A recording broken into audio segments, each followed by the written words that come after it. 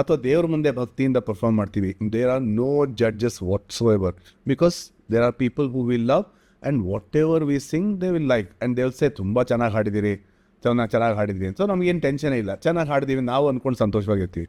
ಆದರೆ when we come on to a stage there are certain things that we have to be ready. For example, ಇವಾಗ ನಾವು ಏನು ಬೇಕಾದ್ರೂ ಅಡುಗೆ ಮಾಡ್ಬೋದು, ಮನೇಲಿ ಉಪ್ಪಿಟ್ಟಿಗೆ ಸ್ವಲ್ಪ ಉಪ್ಪು ಕಮ್ಮಿ ಆದರೂ ಪರವಾಗಿಲ್ಲ, ಮನೆಯವರೇ ಮಾಡಿದ್ದು ಇಟ್ಸ್ ಓಕೆ. ಆದರೆ ನಾವೆಲ್ಲ ಒಂದು ಪ್ರಸಾದ ಮಾಡ್ತಾ ಇದ್ದೀವಿ ಅಂತ ಹೇಳಿದ್ರೆ ಭಗವಂತನಿಗೋಸ್ಕರ we make sure every ingredient is right. ನಾವು ಅದನ್ನು ಟೇಸ್ಟ್ ಮಾಡಲ್ಲ, ಬಟ್ ಸ್ಟಿಲ್ ವಿ ನೋ ನಮ್ಮ ಕೈಲಾದಷ್ಟು ಮಟ್ಟಿಗೆ ನಾವು ಏನೇನು ಹಾಕಬೇಕು ಎಲ್ಲ ಹಾಕಿದ್ದೀವಿ ಅಂತ. ಸೊ ಹಾಗೆ fine art is also like that. We have to make sure when we are offering it to somebody big, the audience is also like divinity. ನಮಗೆ ದೇವ್ರ ಮುಂದೆ ಆಗಲಿ ಆಡಿಯನ್ಸ್ ಮುಂದೆ ಆಗಲಿ ನಮ್ಮ ಬೆಸ್ಟನ್ನ ನಾವು ಪರ್ಫಾರ್ಮ್ ಮಾಡಬೇಕು.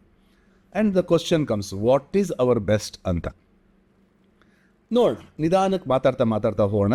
And I want you to question me or ask me whatever question you have, so that can also drive this workshop. Because ನಾನು ಮಾತಾಡ್ತಾನೇ ಹೋಗ್ತಾ ಇರ್ಬೋದು, ಆದರೆ ನಿಮಗೆ ಬೇಕಂತ ರೆಲೆವೆಂಟ್ ವಿಷಯ ಬೇಕು ಅಂದರೆ you must ask me questions.